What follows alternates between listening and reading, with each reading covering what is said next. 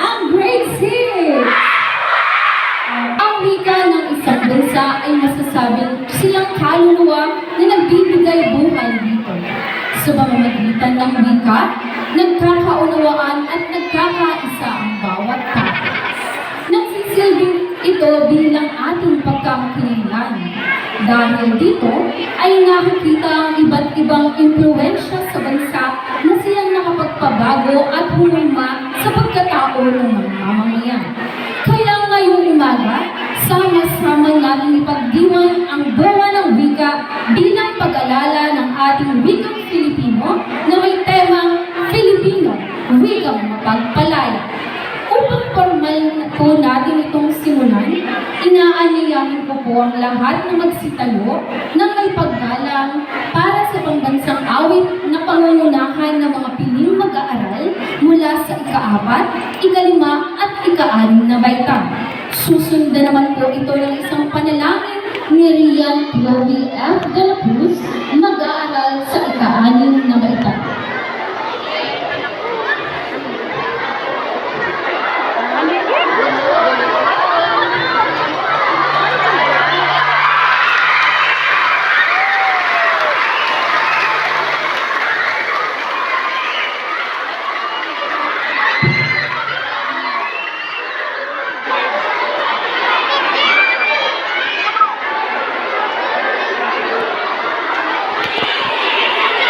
Panoodin po natin ang pampasiglang bilang ng mga mag-aaral sa ika-6, ika-5 at ika-4 na baita. Ang Pilipinas ay isang kapuluang bansa sa timog silangang Asya na matatagpuan sa kanlurang bahagi ng Karagatan Pasipiko. Ito ay binubuo ng 7,641 na mga pulo na inatihati sa 30 na mga pulo. Ito ay ang Luzon, Visayas at Mindanao. Malaking ambag ng pagbabago sa wika at kinaugalian ng Pilipinas ang naidulot sa atin nito. Isa na dito ang Katoliko o Katolisismo na ibinabahagi ng mga Kastila sa ating mga Pilipino.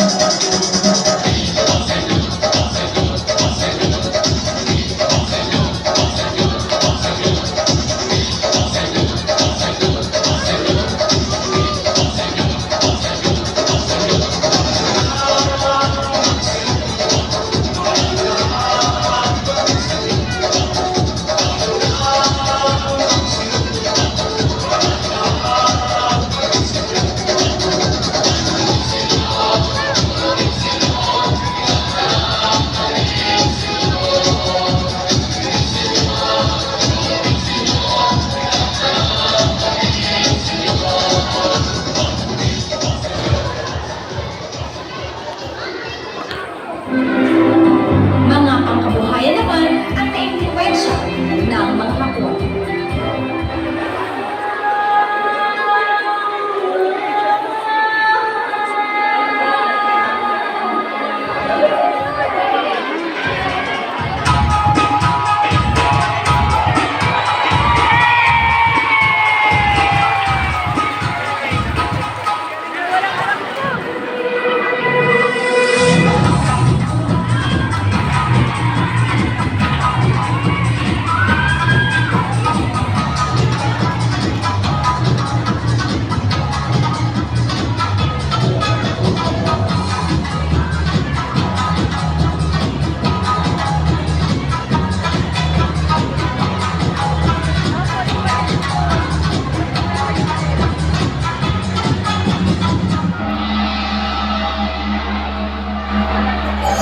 Malaki ang naging impluwensya ng mga Amerikano sa sistema ng ating edukasyon na lalong nagpatibay at nagpayaman sa ating mga kabataang Pilipino.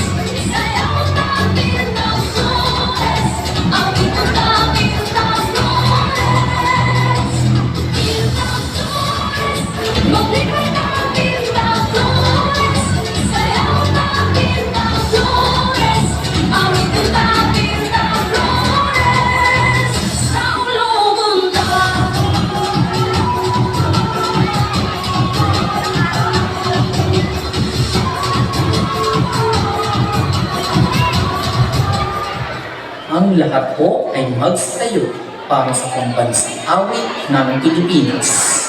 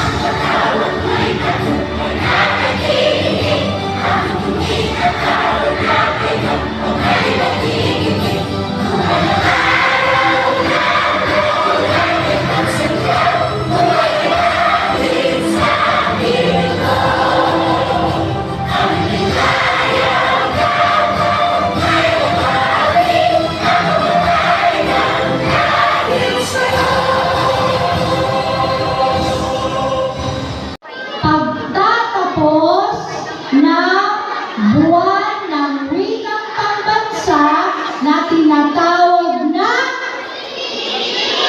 Filipino. Okay. Akin din binabate lahat na nagagandahan at nagugwapuhang mga guro ng mababang paralan ng Balele. Tingnan ko nga ang ating mga guro sa harap.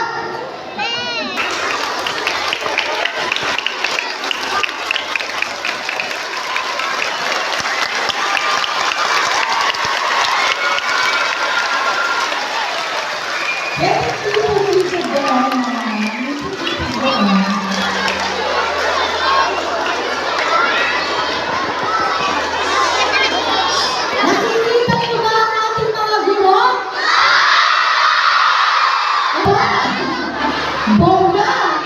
Oh, tumaas na nga lang kayo lahat. Ayan. Ako ngayon ang bababa. Ako ngayon ang nasa baba.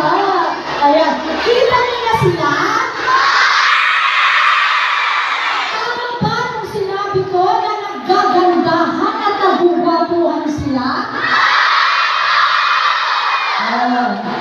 Sa araw nito ay nakikita ninyo ang mga kasuotang Pilipino. Ang pansiglang bilang na magmumula sa mga mag-aaral sa kindergarten. Bigyan po natin siya ng masagabang palakpakan.